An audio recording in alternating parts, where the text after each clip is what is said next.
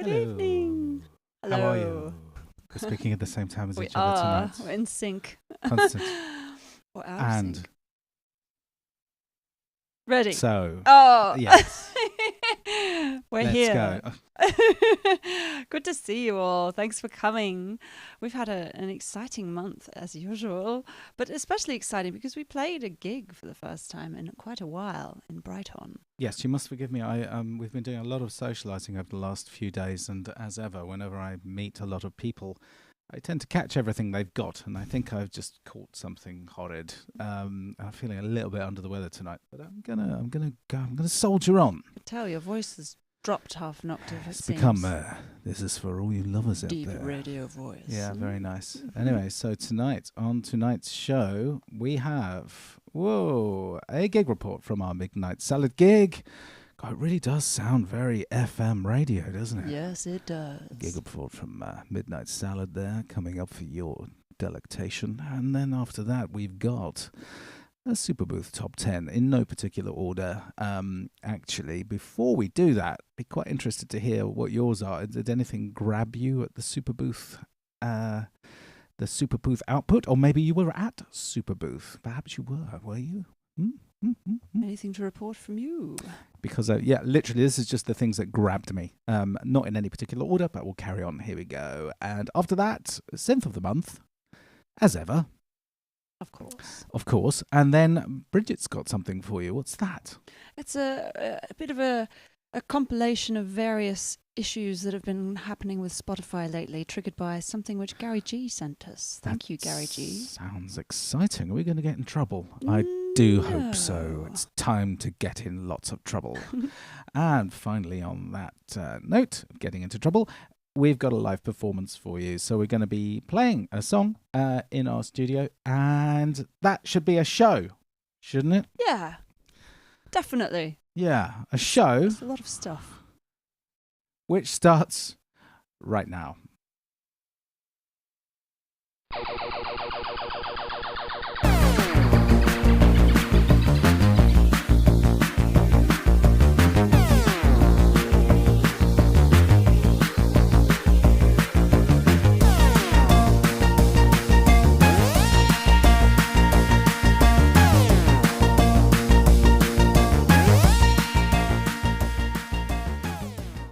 Yes, so hectic times. Really nice. Yes. Of course, while Chris was busy reporting on Superbooth for SonicState, I was away in Australia seeing family, and pretty much as soon as I came back, it was go, go, go, practice for the gigs, and we had a little interview on Radio Reverb. Yes. Which was lovely. Yes, we did. I'll just pop you up over to their site. It looks like this. Yeah, it was really nice. Karen Kemp. Yeah, Karen Kemp interviewed us and asked us to share a few tracks of ours and some of our favourites. And we did, and asked us all sorts of questions about the band, how we formed and got together, and how we make music and things. So it if was you're really nice. interested, We had a bit of a laugh. If you click on the hamburger menu in the top right, I'll show them the schedule. Here it is. The schedule. So the schedule is pretty hard to understand. So it's going to be repeated 7 times over the next month. So if you missed it, you can watch it. Listen to it again if you wish. I'm going to read out the dates. I'm just going to do it really quickly. But if you want to go there, I think Bridget will put the link in the chat. The chat. I'll put it in the chat. So we're being repeated on Wednesday the 5th, that's this week, at 10 a.m. Then on next week, Tuesday the 11th at 10 a.m. And then Thursday the 13th at 5 p.m. And then on Monday the 17th at 2 p.m. Then Friday the 21st at 6 p.m. No, just pause your video. And then Wednesday at 4 p.m. on the 26th and Saturday the 29th at 10 a.m. Well done figuring that out. Basically, remind me not to do dramatic intakes of breath. It nearly kills me. Wherever it says Karen Kemp on the schedule, that's us. That's going to be us. Yeah. So I'll put the link into the chat if you want to hear. But it was a lot of fun. There's often, these things can be a little bit cold and weird. But we managed to talk a little bit about our, prehistory and how we know each other and how we met and all those things. It was a warm interview. She's good. Yeah, warm interviewer. She's very nice. Everyone loves Karen. Karen. Yeah. So check that out. Yeah. Yes. And then we had the gig. We did. at the ROSSI Bar. Oh, crikey. And we've got a few little photos we thought we'd share with you to give you a bit of the vibe. It was a properly eclectic sort of mix of things. Have you got the list of the people that were on? I do. Okay. So there was Kuren to begin with. Oh, hello. That's the wrong one. Let's go to the right one. There. So this is a photo of Kuren playing on their Casio CZ101 with some, avant-garde shouting over rhythms, which was fun. And then we had us. That's not looking like that, though. Not looking like that, but then we had this. we looked like that. And right. Chris's fantastic light boxes that he's made got their first outing. As you can see, you get that lovely angled shot there where it's all smeary. Technically, everything worked quite well, with one or two exceptions. But I mean, the whole rig worked really well, which was very, very pleasing. And then who was next? Fruity Water. Fantastic. One of which the guy on the right is Almanach, who put on the event, and they're brilliant fun. Loads of just We've fun played to with them a jump couple around of to. times in the past over the years, and we've known them for a long time. It's just hadn't seen them for quite a while. It's very nice to see them again. It's great. They're trying to build something and get people to come along, sort of like Spirit of Gravity, but maybe slightly more pop oriented, perhaps. Yeah. Sorry, that was a photo of the organ grinder's monkey, who was playing an interesting setup with guitar triggering MIDI. Yeah, actually, I did talk to him at length afterwards about what his setup was and how he was getting it working, and it was quite fascinating. He had a sort of pitch to MIDI thing on his guitar. Can't remember which one it was, and then that was going into some other software to trigger loops that he had just made with the guitar or audio, if you see what I mean. So it was very much everything was the guitar. It was great. It had a few little tiny glitches going on, and he said, "Well, that never happens at home." And I just said, "Yeah, well, that's sod's law, isn't it? It always happens when you go out." But yeah, hopefully we'll get a chance to talk to him at a later stage. As I said, I'd be really interested to see It's an interesting sort of setup here going on. He'd given himself some challenges, but overcame them, and it was great fun. Yes, indeed. And then the final act was Frog Child, which is I'm sorry it's a blurry photo, but it does capture the vibe. He's wearing a nude wrestling mask with, what are they called? Little diamantes all over it and a cape. It's a sort of a lucha libre look, I think. But it was just awesome sort of dance music with samples of like Ivor Cutler and old 90s bangers and stuff. Yeah. And it was just so silly and fun and frenetic. I had a proper celebratory bounce around after that. It was absolutely brilliant. I was at the back, with some old friends I hadn't seen for a long time, and it's just like, conversation, and then he totally broke the conversation, which was great. It was just like, this is amazing, I've got to dance. Quality way to finish the night. It was really good. And we're just going to show you the room. So this is the room we were in. It was quite interesting.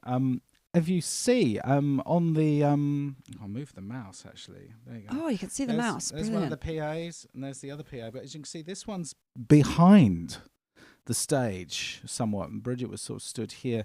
So we had quite a few little issues, as you can imagine, lots of feedback issues and strange stuff. But yeah, we got round it. Our in-ears sort of did the job, didn't they? We did, yeah. It's funny because, we've been practicing and you always feel like so ready to do it and go there, but you cannot account for the random variables of any venue and night. Yeah. And apart from the feedback sort of issue, there was a smoke machine and an air conditioner going, which made the air very, very dry. So I was concerned. I was feeling quite hoarse, but you just got to keep hydrating and hope that the practice pays off. So you got the review there by...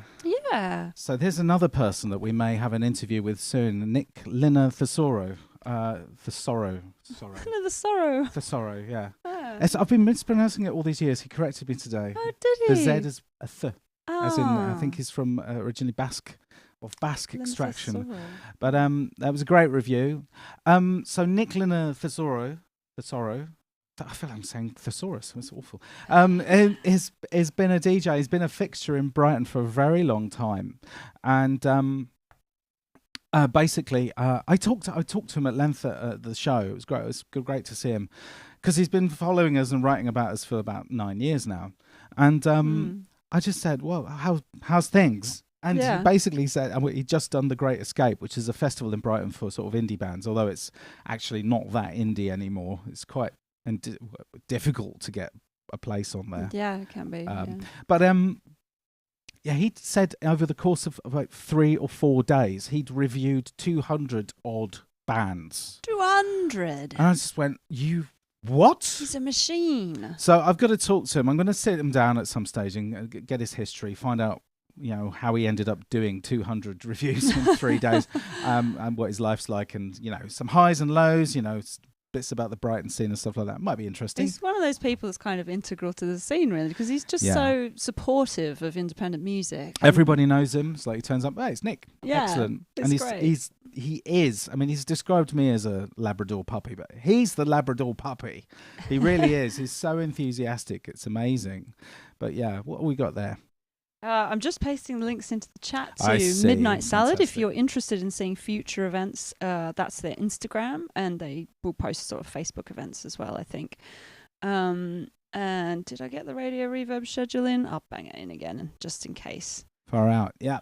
So There that we was go. it, and we got a lovely review, and go and check out the it's a Brighton and Hove news and all that and stuff like that. But now I'm going to talk about Superbooth. Woohoo! Oh. Is that okay with you? Oh. Maybe I should do that for you. Okay. Cue me. Well, you actually gave it to me, didn't you? So you're not going to catch it back off me, are you? Oh, I hope not. Welcome to the Disease House. The Plague House of Join Fools. us. So we had a lot of great reviews and coverage from SonicState.com. I just cut to their page there. Wonderful stuff. I think 100 videos in total at the end of the day. And I'm going to start with, and this is in no particular order. This is just the things that caught my mind. And by the way, do throw in what you think caught your mind. So the first thing that absolutely caught my mind was this, the AJH, the Radiophonics. Now, the story behind this, go for it. Is that right? Yeah, that's brilliant. The story behind this is Hans Zimmer has bought Maida Vale BBC studio, and that's let's cut back to shall we? Yes, has bought Maida Vale studio, and he's basically rebuilding it he's kind of recreating the Radiophonic Workshop. The Wow. Maida Vale studio was the home of the BBC Radiophonic Workshop. If you don't know what the BBC Radiophonic Workshop was, it was a sort of in-house sound effect and weird music making department. Famously Delia Derbyshire and Daphne Oram and lots Doctor of Who great theme people. came out there. Doctor Who theme came out there. Loads of great stuff. So it's being rebuilt by Hans Zimmer in the centre of London, in Maida Vale. And it's lovely. It used to be described as a mildewed wedding cake. It's one of those old white, crumbling, stuccoed sort of cornices and curlicues and lumps of masonry poking out at funny angles. So that's great. But yeah, this is the thing. It's his brief was by Hans Zimmer, build an massive analog, a large modular system with no holds barred, and he wanted it to be inspired slightly, it's obliquely inspired by the VCS3, the EMS VCS3. So that's my first one. Is the purpose to create music for film and TV, or is it just a studio that anyone can sort of hire out? I think maybe, I have no idea. It's possible. I mean, it could be hired out, I suppose. Maybe it'll be used by people, which would be great. Interesting. I mean, yeah. So I'll have to watch the video. I haven't seen any of the Superbooth videos because I was away, so I have catching up to do. Yeah. This I is was helpful. at Technomatic. Simon Forsyth actually shot this video, which was great. Great to see him on there, Cool. on the ground team with the Sonic-State crew. Anyway, my second thing, go for it. It is the I'll get through these much more quickly now. Obviously, the Arturia Polybrute 12, it's real, and 12 voices, and but the most talked about aspect of it is its newly designed keyboard with expressive poly aftertouch, and it's giving massive amounts of expressivity, and it's given the Osmos a run for its money, actually. And it's funny because the kind of poly aftertouch was sort of a theme that re-emerged a couple of times, and the expressivity re-emerged a couple of times with different manufacturers. It's funny, you get that thing at Superbooth. It's a trend. There's always a flavour of the year, and I think the flavour of this year was, let's make everything poly aftertouch. In fact, I mean, no, I can't cut forward because it'll be too complicated. My next Superbooth of the top 10, let's call it number 7. Oh. Where are you? Come on now. This is it, the Befaco Oneroy drone synth. I really loved this thing. I mean, it's a sort of a looper, but it's got like delays and reverbs and filters and resonators, and they're all in series, and it just seems like an instant movie making gadgetry thing to me. I really liked the sounds that came out of it. I think it might have just been the interaction between all those separate parts, the resonator and the reverb and the looper and stuff. It just felt pretty cool. I loved it. And you know me and modular, generally quite frightened. And speaking of interesting sound making devices, so yeah, okay, Korg Berlin. So Tats, the who used to be a part of Korg and has left, he's now Korg Berlin. The acoustic synthesis phase 8, which was rather unkindly described as a sort of, I don't know, thumb piano. That's not that at all, I don't think. Beautiful thing, very interesting, organic sounding. Attack and decay times on these things, and filters, and it can be triggered and sequenced, and you basically can manipulate the sound by sort of laying things on top of the little metal tines, and it had a really lovely quality. And again, I could see that being quite a filmy sort of lovely thing. And then further on, sorry, I'm going to really ram through this. So Love synthesizers. This is the first Love FM synth. Now, I loved this thing. I've said loved too many times. It's so cute. I mean, it's cute. It's sweet. It may very well be utterly incomprehensible, though. I mean, I didn't understand, but it's beautiful. The screen had some very well thought out graphics that looked lovely. Whether it made any sense or not, maybe that's not the point. Maybe it's designed to just sort of engage a person in a way that FM generally doesn't, unless you're Brian Eno. And who wants that? I mean, really. Maybe you do. Sorry, Brian. Sorry, Uncle Brian. It's Uncle Brian. Just Uncle Brian. I am quite ill, so let's carry on. All right, and then the next thing was, and I don't think I have a picture. Yes, I do. Here we go. These are all the thumbnails from the SonicState as well. If you want to go and check them out, go to the SonicState playlist for Superbooth 24 if you've missed any of these. But it was the 10th birthday of the Bass Station 2. Aww. And they had the biggest knob I've ever seen in my life, and that's not referring to the gentleman with the beard. That's the knob on the right. I'm sorry, I really could have sounded quite unkind. I love this so much. This is one thing I did see, and I just really wanted to get my hands on it. What a lot of fun! Yeah, totally. So happy birthday, Bass Station 2, and my one, although it's been slightly weird lately, is sometimes it turns on and it just goes yeah. It didn't do that at all for the full week of practice, and it didn't do it on stage. So thank goodness. Thank you, Mr. Bass Station 2. And then the next thing we've got is the PWM Mantis. Go for it. The PWM Mantis is finished, and it's blimmin' well polyphonic. So it's 4 notes poly. It wasn't originally going to be, but I think it just got upgraded somewhere along the line. Sounds great. Really like the sound of it. Looks like a great synth. As you say, we've got the oh god, what's it called? The PWM. Oh, I'm having a blank too. Oh, not well. Look, guys, you know what we've got. The we other did a one. review of it. I've forgotten what it's called. But there we go. Malevolent. Thank you. Phew, that was good. Okay, we're nearly there. This is number 8. And this, I think this won one of the SonicState awards as well, but I really liked the sound of this. It's so simple. It's the Sound Workshop Wiggler. Now, what is the Wiggler? So it's basically a very simple synthesizer with, if you see at the bottom there, there's those 8 brass finger holes. So I think they're touch sensitive. So you hit them and they make contact and you hear the sound. You press down for volume and filter opening, and you wiggle from left to right for pitch control. Now, the thing that's really interesting about this is that it's standalone. It's a completely expressive, if you want it to be, a completely expressive instrument. And in many ways, it's sort of, vibey, the vibe of the theremin. It's a very simple voice, but because there's so much expressivity coming out of it, it has it feels quite soulful. I mean, and the guy was really great. It was just, I think he was talking about how he had I can't remember which polyphonically modulatable thing it was. Anyway, but he just went, I need to strip it down, make it simple, and turn it into something that you can carry around on its own. That Brilliant. looks great. It also outputs multiple CV modulation sources and MIDI and all that stuff as well. So top marks to them. Fantastic. And then Udo.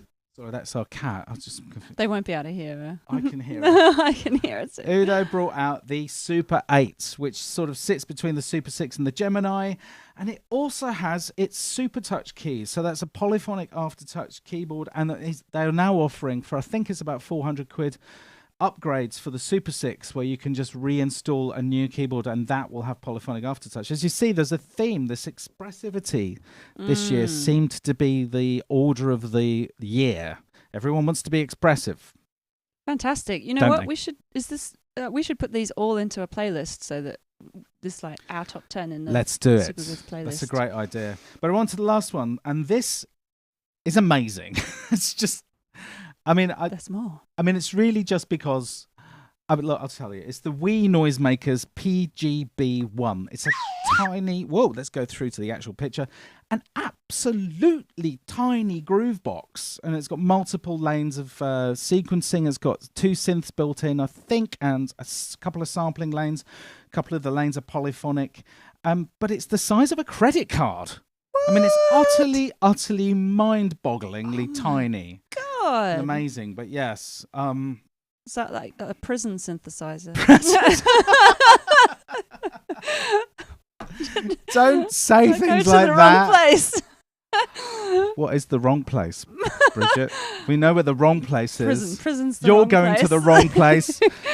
Sorry, guys, if any of you are having a tea. And apologies to anyone that doesn't know what we're talking about. Which could be most of you.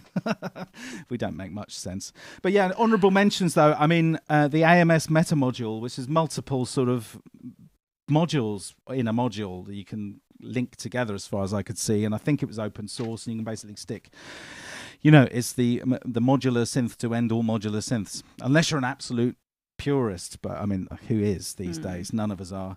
And then the Soma Flux, that looks incredible. It's still in development, but the demonstrations I saw of it just looked amazing. It's like basically it's a polyphonic theremin.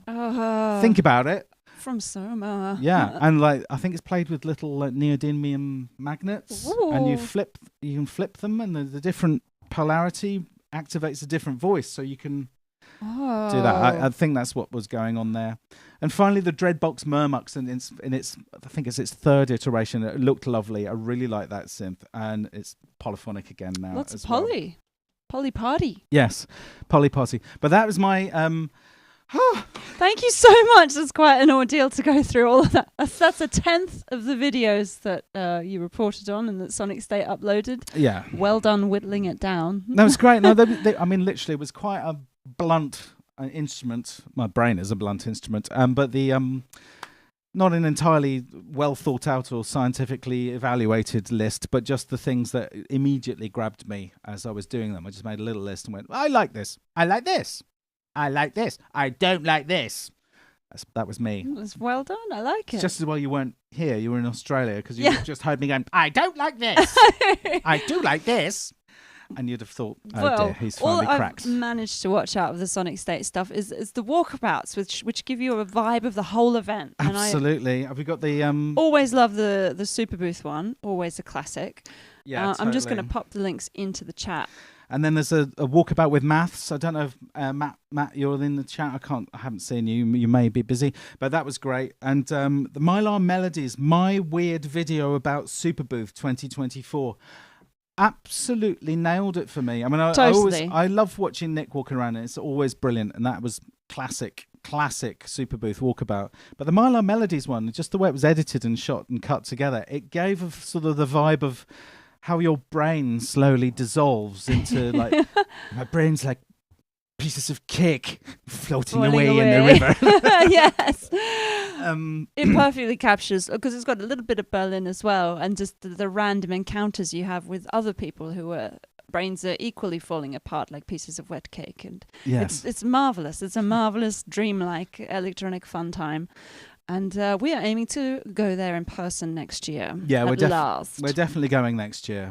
That's it. I've had enough watching it from afar. Yeah, it's time to go. Be there. But it looked to me like this year was the biggest. I mean, I believe it was the biggest so far. Yeah. It's really great how they've sprawled out into all the outdoor spaces now as well. It looks Yeah. like just a theme park wonderland of joy. Yeah, beautiful place. Anyway, maybe you were there. Tell us about it in the chat. Maybe you've got different top tens. Tell us about it in the chat. Yes.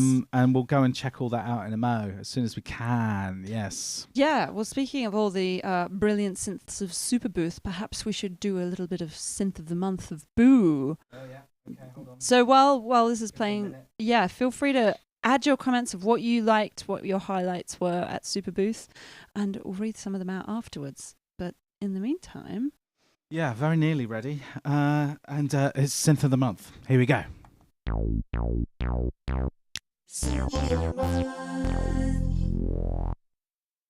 The BOOcast synth of the month is the Korg Monologue.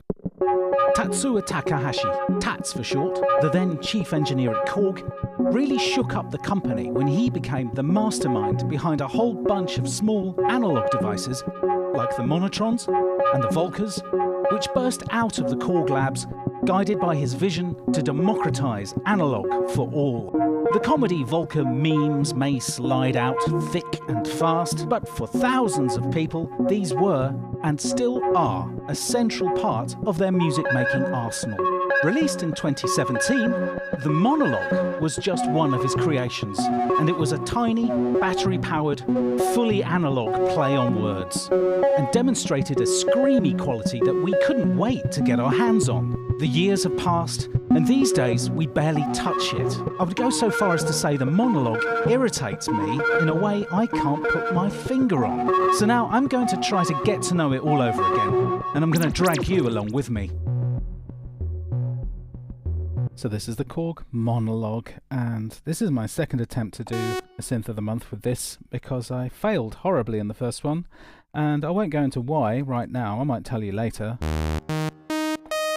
But I'm going to have another go. So here it is. It's a monophonic analog synthesizer. It says so on the front.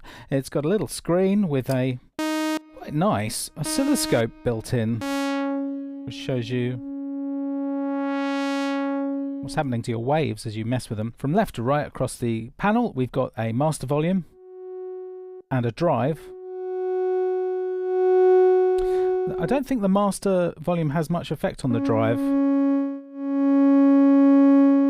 The drive seems to be after or before or whatever. We've got an octave selector, which is quite nice. It's sort of, it feels like it should have a guitar strap on it. It's got this kind of whammy bar vibe to it. We've also got, speaking of whammy bars,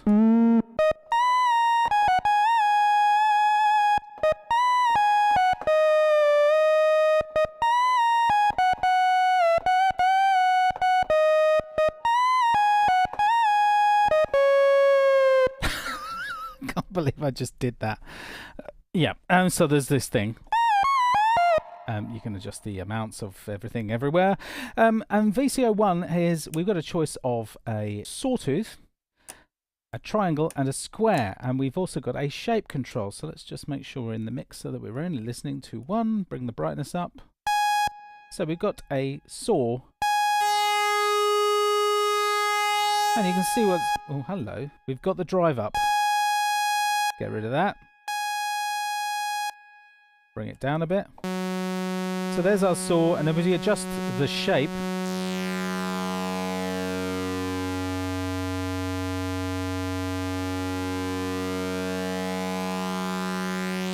Quite a pleasing sort of wave folding type vibe here. And the triangle will do the same thing.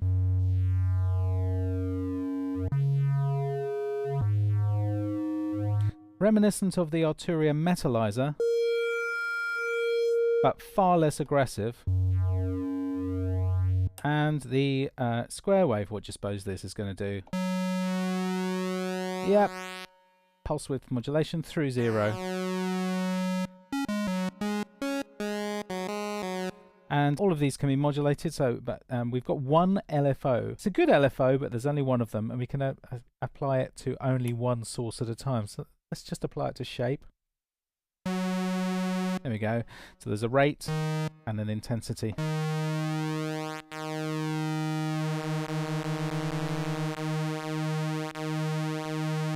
There we go.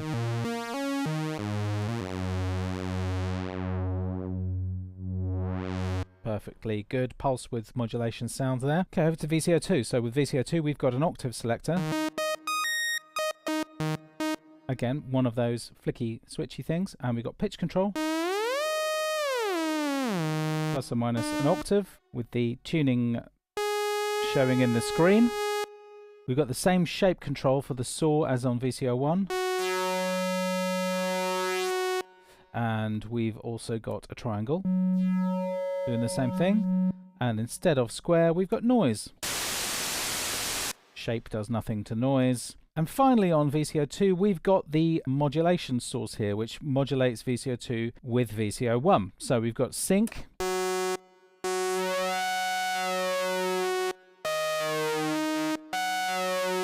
So yeah, with our envelope, we can set it to pitch 2. And the intensity.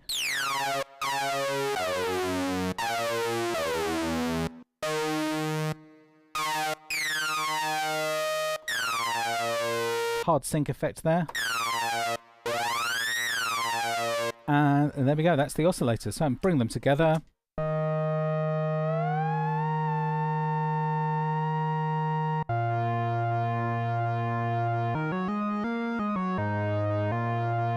Oh, we've also got ring modulation.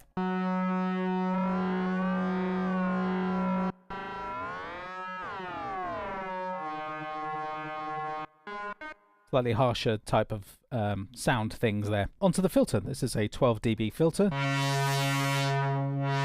That's almost its signature sound. It's quite a harsh sort of biting.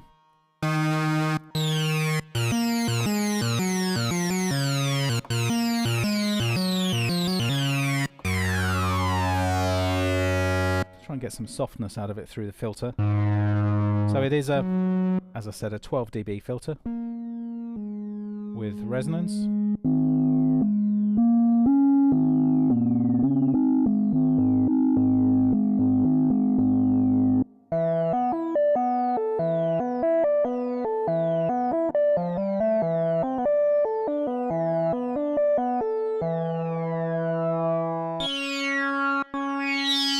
The reason I failed to do my original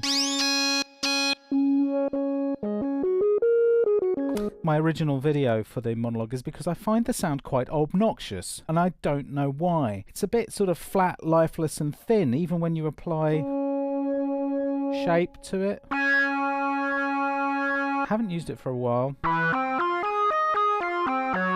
I mean, it's got its qualities, but I tell you what, it's kind of rooted in its time. For its time, it was like, wow, this is exciting. A tiny battery-powered monophonic analog synth. How exciting. We'd already had the Volkers from Korg, and they were very much appreciated when they came out. But I almost feel like this is at the tail end of that era of possibilities. And then by the time the Microfreak comes out, everything's changed. It's like there's so much more to be expected from something this size. So yeah, you can assign the slider to pitch bend, gate time when you're running a sequence, VCO1 pitch, VCO1 shape, VCO2 pitch, VCO2 shape, level of 1, level of 2, cut off, resonance, EG intensity, the attack time,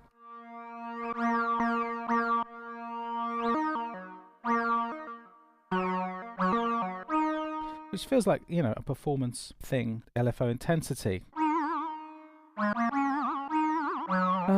And we got all kinds of tunings here, and you can make your own, and Richard James was involved in the tuning. And like, you know, great. And everything, fantastic, love it. I mean, it's interesting, but it's great. I'm sure there's a use for it, and there's all these other kinds of scales here, and you make your own. You can tune everything. You can even have it going backwards, I think. Let's see what's going on. Reverse, yeah.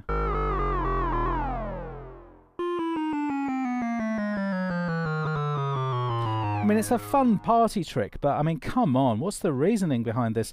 Anyway, let's put it back into normal. Sorry, I'm not going to be my usual good-natured self.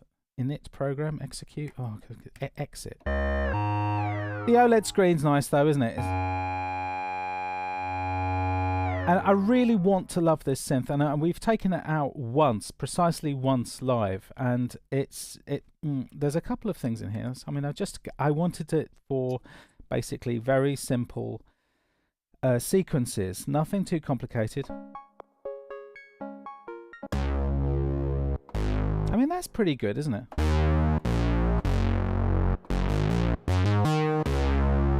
For what it does, I mean, it does some things very well, but it's actually rather limited.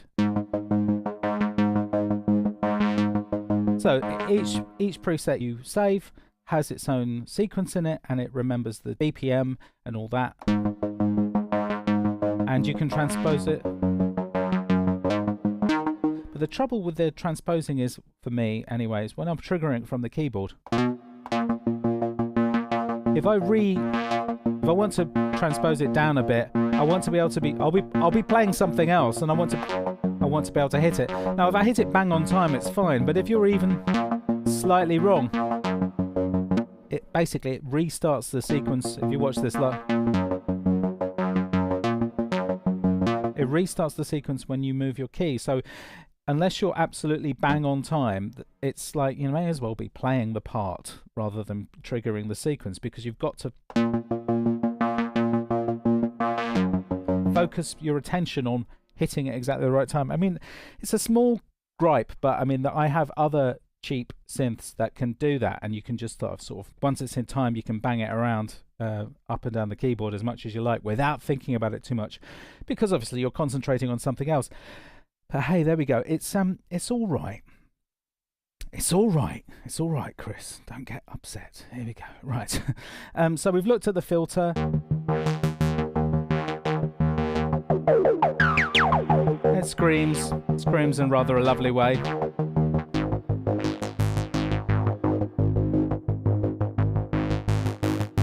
I mean, it's there. There's something. The sound is. You can hear it. The sound is there, but it's only just there. There's something to my ears slightly lacking. It could be my programming, of course, but I'm not complaining. Let's go on. So we've got an envelope here. We've got an attack decay envelope with this switch here, which gives us different options. I'll just go back to an init program. So the first option is simple attack decay.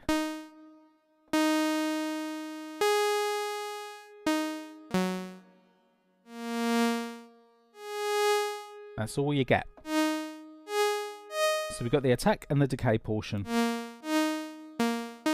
That's all very well and good, and there's plenty of sounds that benefit from that. The envelope can be attached to the pitch, and there's an intensity knob for how much pitch gets modulated by the envelope. Just the pitch of 2, useful if you're using sync.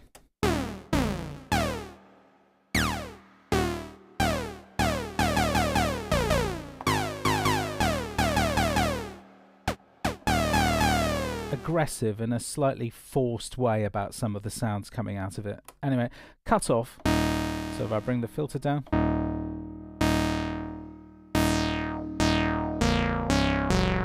and that's fine, isn't it? But if you select cutoff, you can't then have pitch selected. You can only have one destination for the envelope modulation. So I mean, it's a limitation, but it's, you know, it's a limited synth, and it's, you know, it's built to be a small thing you throw in your backpack and just fling some electro clash sounds together with. Yeah, and we've got an LFO. So this LFO is all right. 3 ways for the LFO. We've got a saw, triangle, and a square. Let's attach it to pitch. Seems like the sensible place to start. We've got 3 modes: one shot, slow, and fast. So let's try one shot first. So, in fact, no. Let's apply cutoff. I've applied the one shot LFO.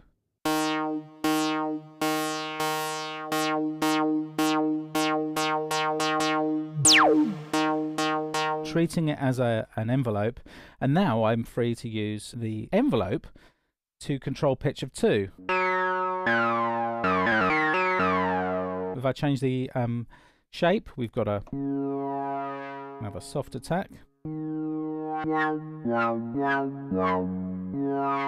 We can also attach the LFO to shape and pitch. Let's go to pitch because we can hear it very easily. Actually, I haven't even touched the envelope. So the envelope has three switches. This one basically gives you attack, decay.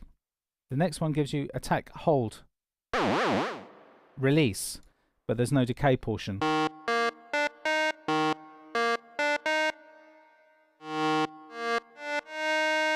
Hold, and then the last one gives us a fast attack, fast release, high hold, so like an organ, amplitude envelope, and we can then move these knobs around to attach them to cutoff, for example.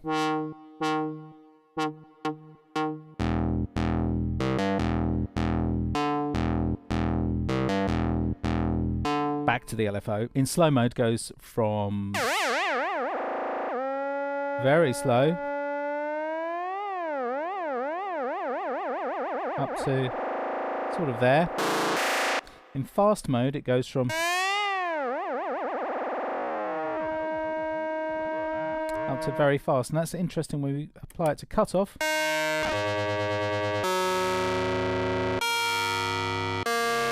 So I've got the envelope changing the cutoff level, and we've got the LFO also modulating the cutoff. So as the envelope dies away, you begin to hear more of the effect of the LFO on the cutoff, giving us this ringing sort of. Of course, that's if I bring it up to here, you kind of lose a lot of that. Let's bring it down.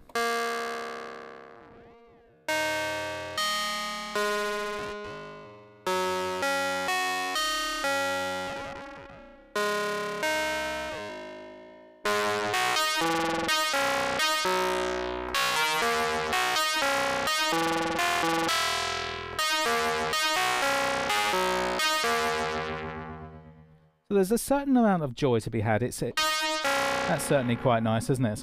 Let's push the intensity actually.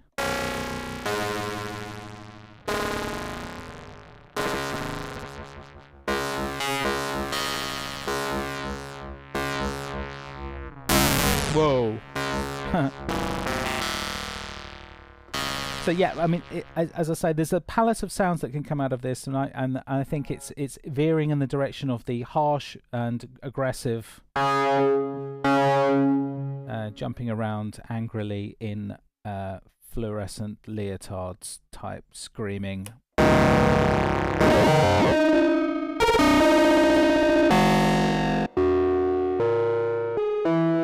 So once we've made a sound we think we like, we can then record a sequence, and if I just hit record, there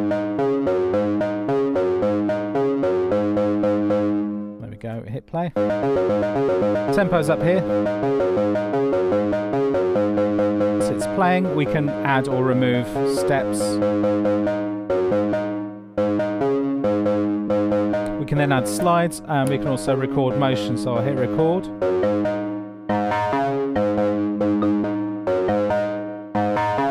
It's recorded the cutoff movements. We get 4 of these, so I'll just do another.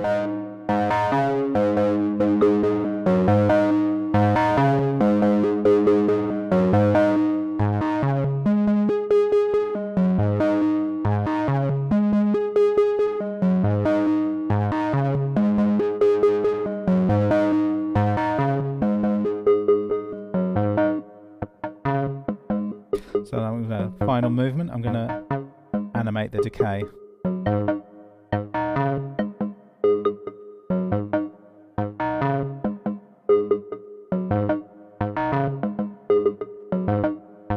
And to play it, we just hit play, or we can hit keyhole trigger.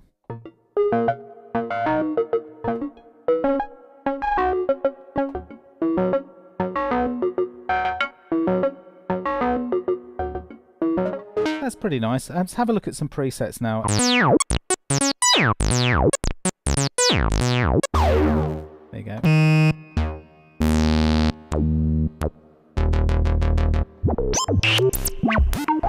So yes, with the motion sequencing, you can do it per step, which means it's possible to make drum patterns out of it.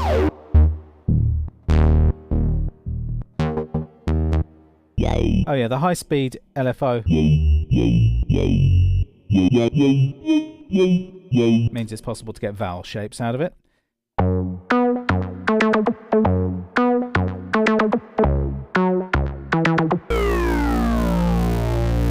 very plasticky sync.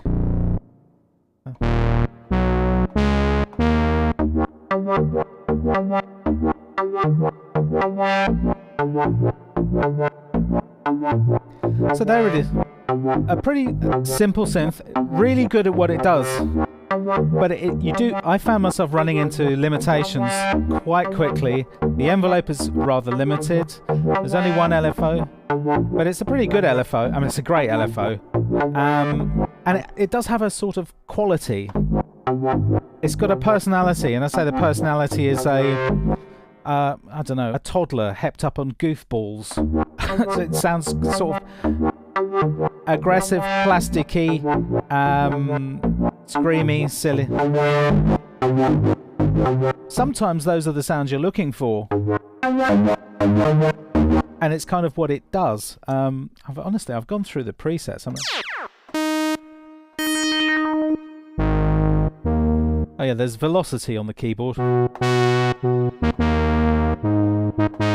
Is this possibly a gentle sound?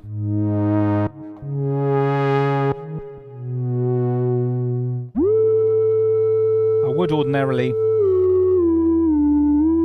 It's upside down. It's upside down. The keyboard's upside down. Why? I would ordinarily play out with a tune, but I'm going to stop now. This is the Korg Monologue. Love it or loathe it. It's got a bit of wood on the back. Surely that counts for something. Yes. Yes, it does. And it's inexpensive. And they're available in lots of different colours. And they weigh nothing. And it's good at some things. There you go. Yeah. You want a screamy, shouty sound in your track? I mean, you could go here. Thanks for watching. Okay, so I was a bit mean, wasn't I? Well, you were all right. I mean, Woody's Piano Shack was going to ask Monologue or Bass Station 2 if you could have only one. I think you kind of answered the question. Bass Station 2, yeah, definitely. Man with Beard says the Bass Station 2 has nicer keys. Man with Beard or Mr. Baxter from Grange Hill? Mr. Baxter from Grange Hill. We know who you are. We love it. We loved it when you punched that teacher in the face after he was being mean to the kids. Thanks. Top marks. But yeah, Ian J. Cole said, I think it's all about how it's programmed. It is at a great price point. Yes, you're right. I mean, okay, so, I mean, I'm not, as I said, I think we said this 2 years ago when we started, I'm not an expert. and I don't claim to know any more than any of you. And to be honest, this is a synth that I haven't really touched for quite a long time. So that was very much gave myself a couple of hours playing with it and did what I did.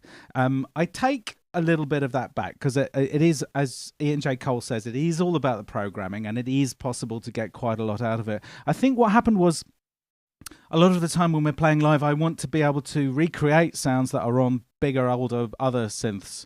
And I think I came up against more dead ends with the Monologue than I do with the Bass Station. The Bass Station seems to be able to produce some more of the sounds that I want. It can do the screamy stuff as well, but it has a tiny, I think the oscillators are a tiny bit thicker or something. There's something just a little bit thin about it.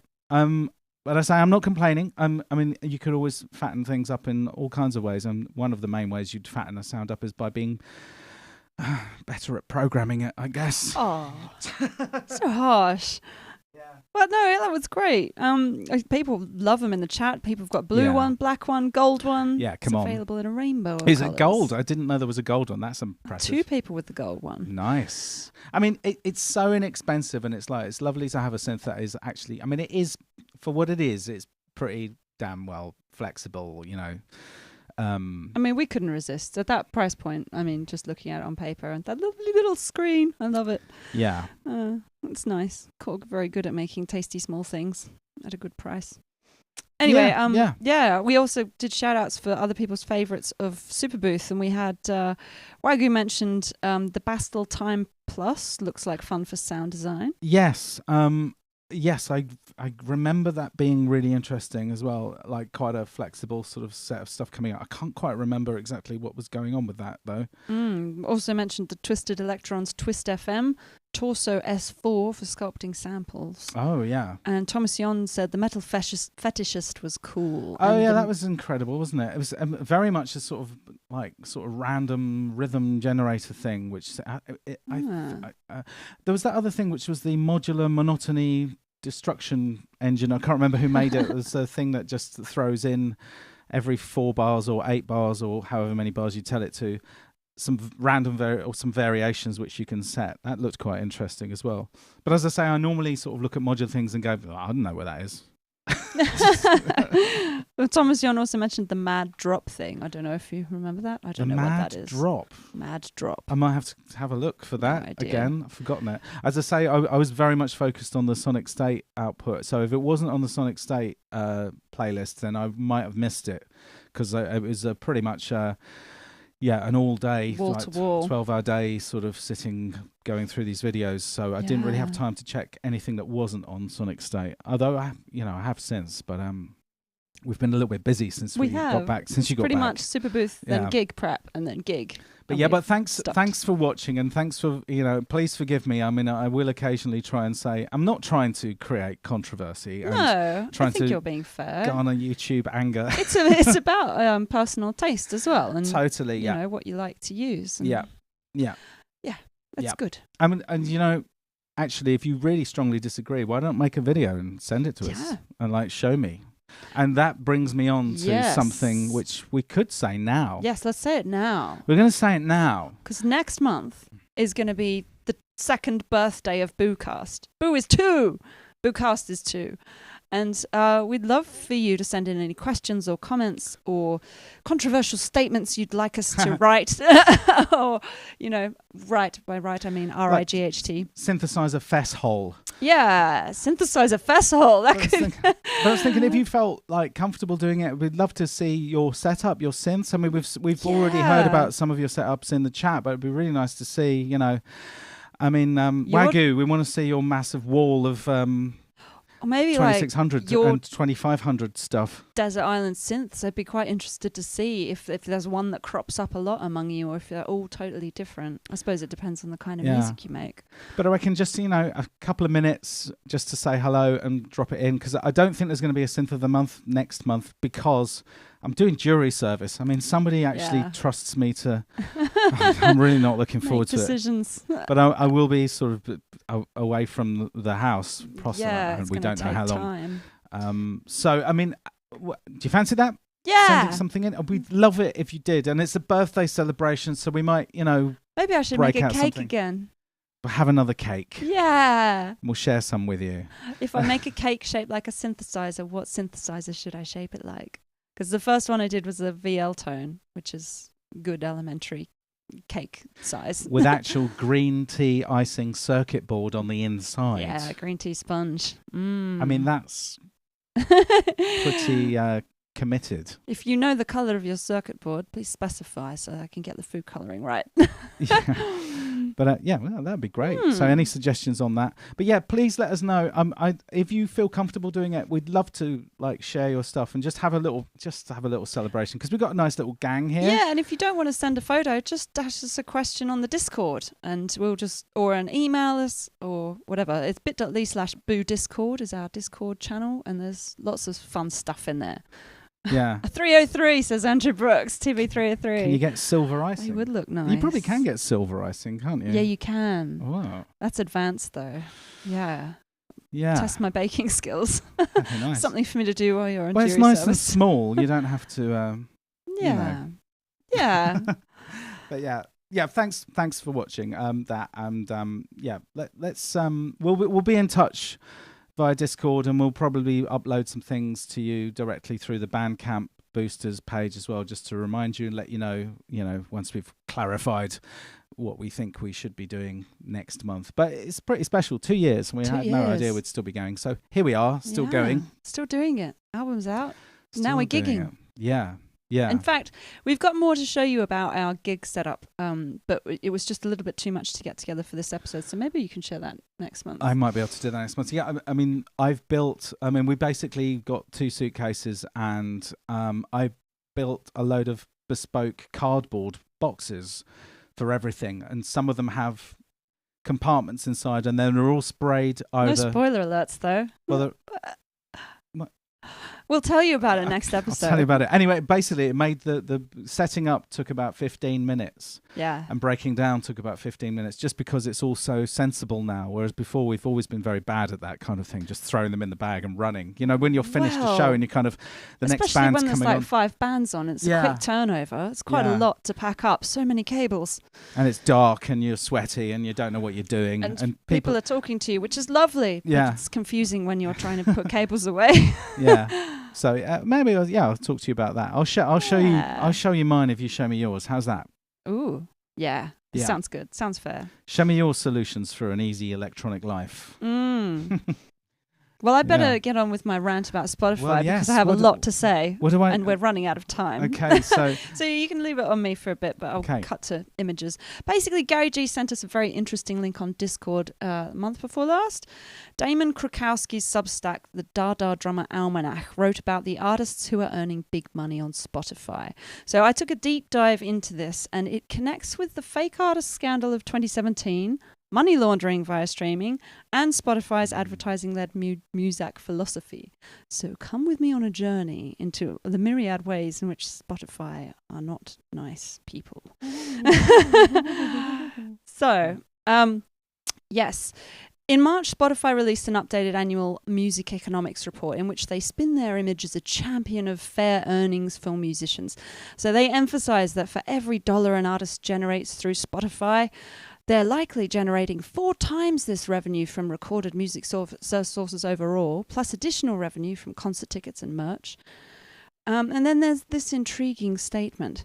Many of the artists who generated at least $1 million on Spotify in 2023 aren't household names and didn't need a hit song to have a big year. 80% of them didn't have a song reach the top 50 of Spotify's daily global songs chart. And the majority of the artists generating $1 million+ started their careers in 2010 or later. So who are these anonymous contemporary artists who are earning over $1 million on Spotify? Damon Krakowski surmises that just one person might represent at least 656 of them. So this Swedish newspaper Dagens Nyheter recently published an expose that a single Swedish composer, Johan Röhr, has amassed 15 billion streams on Spotify under at least 656 different artist pseudonyms. This makes Johan Röhr a more streamed artist than even ABBA. So Röhr's tracks are all released by a Swedish company that has previously surfaced as having strong ties to Spotify, called Epidemic Sound. And his pseudonymous tracks populate over 144 official Spotify playlists with a collective 62 million followers. Now, these aren't playlists put together by listeners, they are the ones that are put together by the company. The success rate for music submitted to the platform by Johan Röhr is staggering. 80% of his uploaded tracks appear on these official Spotify playlists. Johan Rohr, Epidemic Sound, and Spotify declined an interview with Dagens Nyheter. And Damon points out that the details of their business relationships remain anything but transparent. So could this really be a case of fraud? Well, it's not without precedent. So you might remember back in 2023, September, Svenska Dagbladet reported on their investigation of criminal networks laundering money through Spotify by buying fake streams for gang-supported artists. One anonymous gang member said his gang had been using Spotify for money laundering in 2019. We have paid people who have done this for us systematically. He explained that gangs would convert their dirty money into Bitcoin and then use the cryptocurrency to pay people who sold fake streams on Spotify, many of whom they meet on Facebook. These people made sure we ended up at the top of the charts. And then the fake streams would lead to a noticeable uptick in legitimate streams, meaning higher payouts from Spotify. Spotify has become a bank machine for the gangs, an investigative police officer who wished to remain anonymous told Svenska Dagbladet. It's all gone a bit Nordic crime. It certainly has. Nordic crime Please fiction. Excuse my poor pronunciation of Swedish words. Like I should be stood in the corner of the room in an overcoat smoking a cigarette. With a blue filter. Yeah, with a very... it's mostly green, isn't it? Green and grey and blue. I've got a jumper you can use upstairs. Yeah. Is Spotify going to come and get us? I don't think so. This has been pretty widely reported. And there was a legitimate investigation. And Spotify have kind of stated, oh, yes, we're cracking down on it. So it does seem plausible then that Johan Rohr, with his implausibly successful Spotify playlist placement and high earnings from the platform, could have some connection with Spotify themselves as a fraudulent operation. So I decided to look into Epidemic Sound to see if they really did have any connection to Spotify. And I realized that this story has actually also surfaced before. So in 2016, Music Business World reported that Spotify was commissioning producers to create tracks which fit certain genres and themes, and then placing them within some of its popular mood playlists. In July 2017, the same site published a list of 50 fictional artists whose songs had racked up more than 520 million streams from their inclusion on official Spotify playlists. A number of those artists were linked to Epidemic Sound. So who are these guys? Well, they were launched in 2009, and Epidemic Sound was best known as a production music library serving TV producers, multi-channel networks, and YouTubers. It paid its composers upfront for their tracks to assume 100% of the rights, so they're sitting outside of the industry system of publishers and collecting societies. In November 2017, Music Ally interviewed Epidemic Sound to hear their side of the story. So they said that in 2016, Epidemic Sound decided to experiment with putting some of its catalogue on streaming services, with its composers getting 50% of the revenues generated on those platforms on top of their original fee. We got in contact with all the streaming services, and the one that got back to us quickest was Spotify. There was nothing exclusive about it. They were just fast, and we uploaded our music. No special deal, no backdoor, no nothing. We just uploaded our music, said Hoglund. Some of those tracks were subsequently picked up by Spotify's in-house curators for inclusion in mood playlists, boosting their streams to a level that made Epidemic Sound think it was worth expanding its experiment into a fully fledged non-B2B part of its business. These mood-focused playlists on Spotify were the perfect fit for some of the tracks that had been originally created for TV and for YouTubers. A commenter on the article, Svensk Tiger, also noted that Spotify don't have to pay performance royalties for these tracks. That's why they stuff their playlists with them. Epidemic composers are not allowed to join a society like STIM, PRS, ASCAP, etc. So when you use their music in your YouTube videos, you don't have to pay either. This rise of mood music for profit model that Spotify promotes has been very well documented, and I follow this author called Liz Pelly, who's written quite extensively about Spotify and the way they work. They're fantastic articles. I'll put links to these in the description afterwards. But she wrote back in 2019, over the years, streaming services have pushed a narrative about these mood playlists, suggesting through aggressive marketing that the rise of listening by way of moods was part of their strategic push. That the rise of listening by way of moods and activities was a service to listeners and to artists, a way to help users navigate a vast library of 40 million songs. But a more careful look into Spotify's history shows that the decision to define audiences by their moods was part of a strategic push to grow Spotify's advertising businesses in the years leading up to its IPO. And today, Spotify's enormous access to mood-based data is a pillar of its value to brands and advertisers, which allows them to target ads on Spotify by moods and emotions. Data harvesters. Yeah, so further, since 2016, Spotify has shared this mood data directly with the world's biggest marketing and advertising firms. So this article goes into quite alarming details about Spotify's surveillance of user data and their emphasis on placing relevant ads through monitoring, predicting, and manipulating user emotions. And importantly, in appealing to advertisers, Spotify also celebrates its position as a background experience, and in particular how this benefits advertisers and brands. Jorge Espinel, who was head of global business development at Spotify for 5 years, once said in an interview, "We love to be a background experience. You're competing for consumer attention. Everyone is fighting for the foreground. We have the ability to fight for the background. And really, no one is there. You're doing your email, you're doing your social network, etc., etc. In other words, it's in the advertiser's best interest that Spotify stays a background experience." When a platform like Spotify sells advertisers on its mood-boosting background experience and then bakes these aims into what it recommends to listeners, a twisted form of behavior manipulation is at play.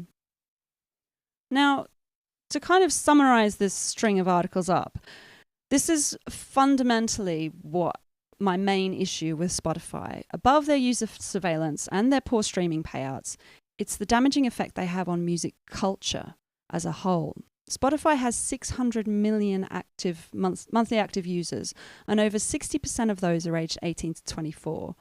It's monitoring and manipulating their moods by turning music into a background experience driven by advertising. It's the antithesis of what music is about. In every way they operate, Spotify are actively destroying the music culture. And at its best, music is a transcendental experience. It's deeply connected to our bodies, to our souls, our communities, and our culture. Music is not just a background experience. It's central to the human experience on this planet. In this dystopian tech overlord nightmare of culture being deformed into fleeting content used merely to serve advertising to increasingly disconnected people, we have to fight for alternative platforms. Methods of distribution and real-life experiences. Live music especially is more important than ever. Take back your social connections from these platforms. Build your own website, mailing list, or means of communicating with people as far from those data harvesting systems as possible. This is where real life happens. And on that note, you can join our mailing list at booelectric.com. And, you can listen to our music on Spotify, but only a little bit, mostly because we don't want to... I could hear people going, what are these guys selling? We don't want to exclude people, but I hope, there's quite a few sticky threads coming out of Spotify here, and none of them are very savory or nice or good for us.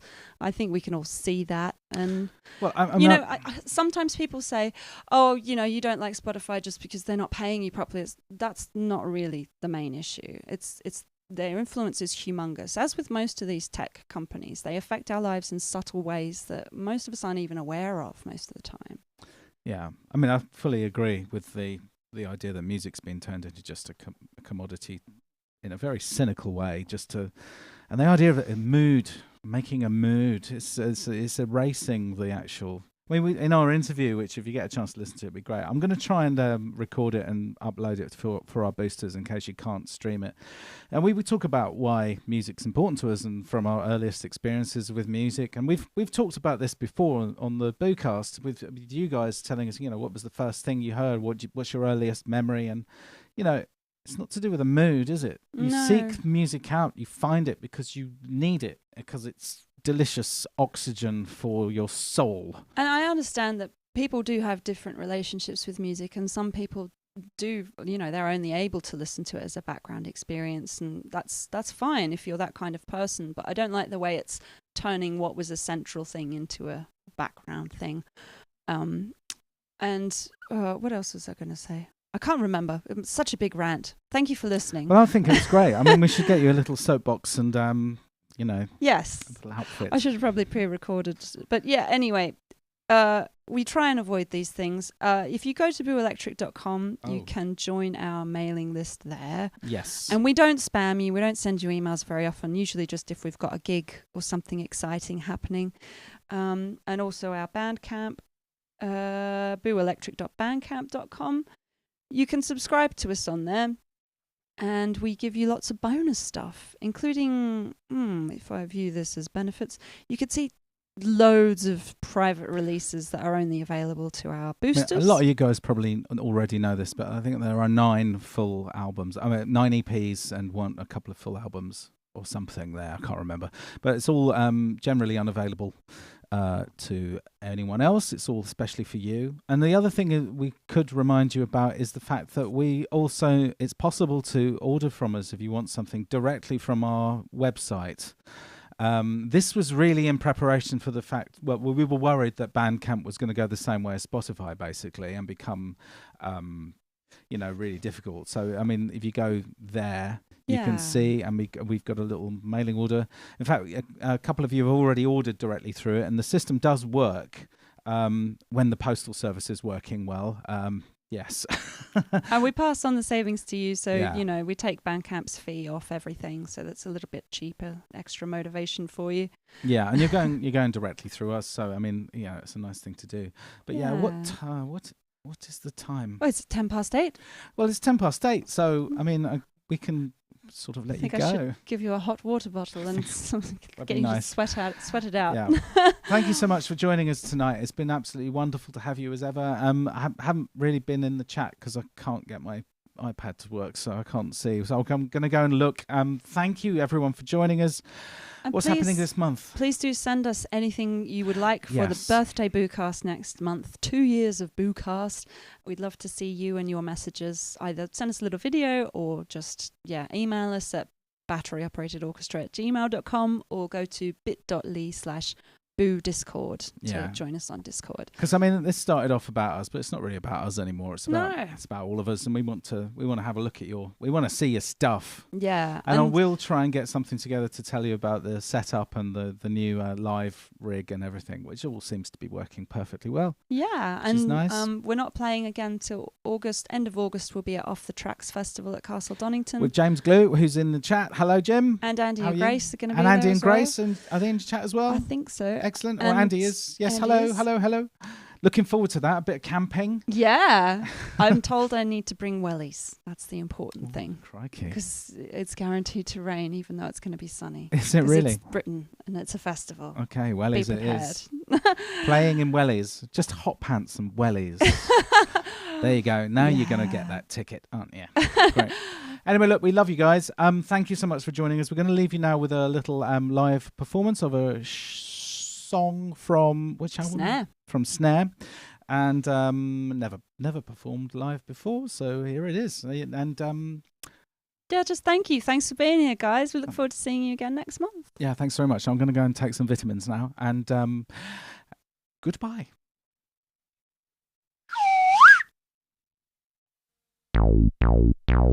That's the wrong one. It's because I did the whistle. I've jinxed it. I'm sorry, that was. We won't make you wait any longer. One more time. Yep.